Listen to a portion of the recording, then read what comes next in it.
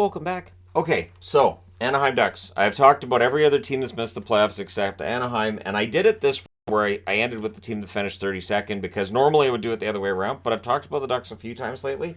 So I wanted to spread this out a bit and go at it from a little bit of a different angle than previous Ducks videos and make sure that they weren't all just rapid fire back to back to back so one doesn't just get buried by the others. So the Ducks have been in this rebuild for a while, and this is why when people talk about, just tear it down, it's not that simple. So the Ducks, 2018-2019, where things started to go wrong for them, they ended up with a 488 points percentage. They did make the playoffs in 2018. I think they had a 618 points percentage that year, 616. So the numbers were great, and then all of a sudden it just bottomed out. The following year, they dropped to a 472. So it became obvious that this team wasn't going to just turn this around quickly. In the shortened 56-game season of 2020-2021, 384 is the points percentage there. Last year, it came up to 463, so there was some hope that maybe the worst was behind them. Not only that, but the first half of last season, they actually played pretty well. But this year, 354 points percentage. It was pretty obvious right out of the gate. I didn't need to put down like where things went wrong because basically for the Ducks this year there wasn't a time in the schedule where it looked like they were going to dig their way out of this and make a run at the playoffs. So they finished 31st in goals for, so right near the bottom, and they were 32nd in goals against, so at the bottom, and that's accurate. The defense for the Ducks this year, I did the one video on which team was the worst defensively in the NHL, and I really couldn't make a cogent argument for why the Ducks weren't the worst defensive team in the NHL. The good news is there's help on the way. They also have a lot of cap space if they want to go out this summer and revamp that blue line. And they may. They may very well end up going out and revamping things, and it'll be very, very, very interesting to see how that works. Now, Trevor Zegras was expected to become a major star this year, and he is. He's a very well-known player, but the numbers didn't take that jump that was expected. So 2020, 2021, in 24 games, 3 goals, 10 assists, 13 points for Zegras. Last year, played 75 games. The numbers come up to 23 goals, 38 assists, 61 points. I saw some fantasy projections that had Zegras at like 90 points. And I thought, well, that seems a little bit high, and sure enough, he ended up with 81 games this year, 23 goals, 42 assists, 65 points. So they just don't have the depth in order to not have a situation where teams could just say, well, all we have to do is shut down Zegras and Terry. And Terry's numbers came down this year. Troy Terry, 48 games in 2020-2021, 7 goals, 13 assists, 20 points. Last year, his breakout year, 75 games, 37 goals, 30 assists, 67 points. And this year played 70 games, ended up with 23 goals, so that drops by 14, 38 assists for 61 points overall. So ideally, Terry is a point per game player. Ideally, Zegras is a superstar putting up 35 plus goals. The one thing is that when Zegras makes a nice play, it's highlight reel. It's everywhere. It's all we talk about for a while.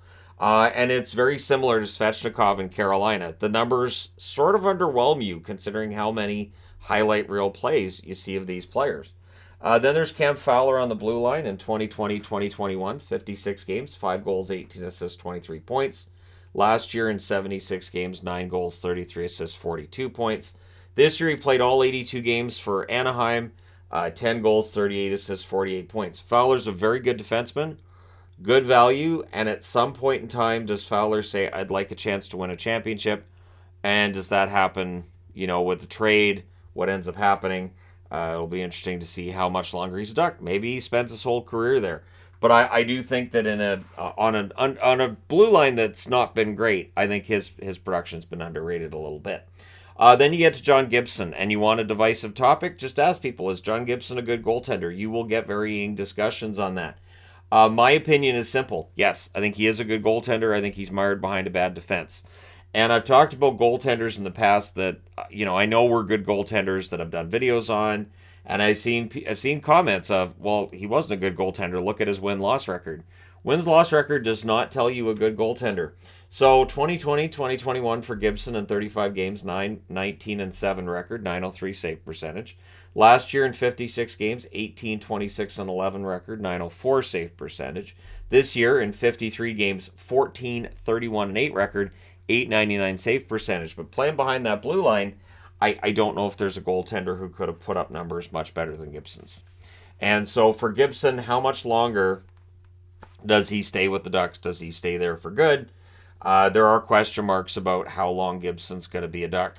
And anytime those reports come out, to Gibson's credit, he says, no, I'm happy here. I want to stay here. So publicly, he's never said anything negative about Anaheim that I've seen. Does he get frustrated at times? Yes, any goaltender would. So, getting into their UFA and RFA players. On the UFA side, there's Derek Grant. I'd be very surprised if he goes anywhere else. Magna, they can keep for league minimum in all likelihood, right? Shattenkirk's probably out. They probably look for other blue liners to replace Shattenkirk. Probably the same with Beaulieu. Both of them veterans who may be looking for contracts elsewhere with a chance to win a championship. And Harrington, honestly, I would be kind of surprised if the Ducks don't find a way to keep him around. After they picked up Harrington, I thought he played pretty well. So, yeah, I think that warrants another look next season. Stolarz provided them with some solid backup work. I think he'll be a target for some teams in the offseason because with those styles emergence, they don't really need Stolarz. They can just have the young kid Dostal as their backup and just keep Gibson as the starter. And then Ulevy. It's easy to forget that Olli Ulevy is now property of the Anaheim Ducks. He's UFA this summer. Maybe he comes back to Vancouver, right? Just for the lulz of it, sure, why not? Then you get to the RFA list, and this is a more serious list of players. Starting with Maxime Comtois, did not have the bounce back year this year that I had envisioned for him. And the offensive side of it appears is kind of faded from his game a little bit, but he's still a good player. And I would imagine that he sticks around with the Ducks, probably a 2 or a 3 year deal. But then you get into Terry and Zegras, both of them up for this summer. The good news is the Ducks have a ton of space. The Ducks have a lot of cap space. And this is a team that is likely going to throw a bunch of money at Zegras and a bunch of money at Terry because they're the future of this franchise. They're the guys you're building around like you built around Perry and Getzlaf before them. So they're going to get paid. They're going to get paid this summer. McTavish is still a little ways out. McTavish isn't on the board. He's going to get paid when his contract's up. I honestly would be trying to negotiate with him at the same time as trying to get Terry and Zegras done. The problem is, of course, you have to wait until he's a year out from his contract ending. I don't know if you want to pass July 1st without Terry and Zegras officially being extended. I don't think you want to risk I think an offer sheet is a possibility for Terry. I don't think for Zegras. Either way, get him done. Benoit, I thought was solid for them. Probably gets a bridge deal. And Dostal probably gets a bridge deal as well as an RFA. I think he should get about the same money as what Kochetkov got for Carolina. I think that's fair. And then Drysdale. Drysdale had an injury-riddled season, which is too bad because he made some strides last year. They definitely missed him on the blue line. Having a healthy Drysdale on that blue line would help, along with some others maybe coming in next season as well to prop up the blue line. So their cap space this summer gives them the space to fix whatever they want as well. $39,048,333 according to Cap Friendly. I checked, that's a lot of money. So while they're going to spend a lot of that on Terry and Zegras, I mean, unless they're $10 million plus, they're still going to have a bunch of money. And I don't think Zegras and Terry get $10 million plus. So, yeah, it'll be interesting to see what they get for how long and what else the Ducks do. Because remember, on April 14th, Dallas Eakins was out as coach. So I think the expectation is going to be you name your new coach, you win the draft lottery, fingers crossed, and then next season things can get a lot better. Because if you add Bedard to this franchise, things turn around pretty quickly. Now, contracts to keep an eye on, and we'll see how long they're still members of the Ducks. Henrique, $5.82 million cap hit until next year. He could be gone as a rental next year. Same with Silverberg, $5.25 million, also up next summer. I think of the two, I think Henrique would have more teams calling about him. But, I mean, either way, the Ducks, I think, will be looking to get back some assets. Probably more draft picks and all of that fun stuff. But that's another $11 million that comes off the books next summer. And so, yeah, again, they have a lot of space here. And remember, 2024, that's when the salary cap should be jumping quite a bit. And at that point, the Ducks might be in a really good position to improve their team very, very, very quickly. Strome, $5 million cap hit until 2027. I think for what he brings to the Ducks, that $5 million is fine. If they decide to make him available, that $5 million would become. This year would be an impediment to a deal. Next summer, again, it might be a little bit easier to make that happen. Cam Fowler, $6.5 million until 2026. I think that's a deal, considering how well he plays for them. And he's been in this lineup for so long. He's a good veteran presence. If at some point in time he says, I want to go to a contender and have a chance at winning, I think there would be teams interested at that cap hit. Gibson as well, $6.4 million until 2027. Gibson's cap hit is completely reasonable and fine. And so, I think that Gibson, again, if the Ducks or if Gibson decide, well, this isn't going to work right now, maybe they decide, you know what, Dostal's ready to start now. We'll re-sign Stolars and we'll trade Gibson, just as a crazy out there idea. I do think there would be teams that would be very interested. There are a lot of teams right now looking for that goaltender, and Gibson could be that guy. Again, the numbers are down, but as I've mentioned in all of my videos over the years, goaltending numbers can be really highly reliant on the team in front of them. Something that can affect defensemen as well, yes, when they have a team that's not very good at the whole hockey thing. But yeah, it's something that definitely affects goaltending numbers. So this year they have 3 second-round picks and 2 third-round picks. They don't have an extra first. 2024 they have 2 seconds and 3 thirds. So they've stockpiled some draft picks for themselves, and we'll see how it turns out for them this summer and who they pick up.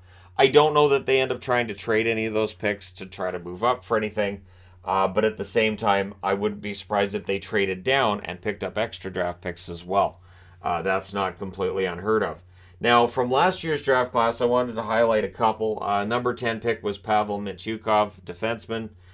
Playing in Ottawa of the OHL this year, 32 games, 8 goals, 26 assists, 34 points. So he is progressing nicely. Then you've got Nathan Gauthier, center, playing for Quebec in the QMJHL. 44 games, 22 goals, 24 assists, 46 points. So we'll see how long it is before these guys make their debut for the Ducks. Olin Zellweger, defenseman, drafted 34th overall in 2021, the same year they drafted Mason McTavish. In Kamloops this year, pretty darn good year for a defenseman. 32 games, 22 goals, 30 assists, 52 points.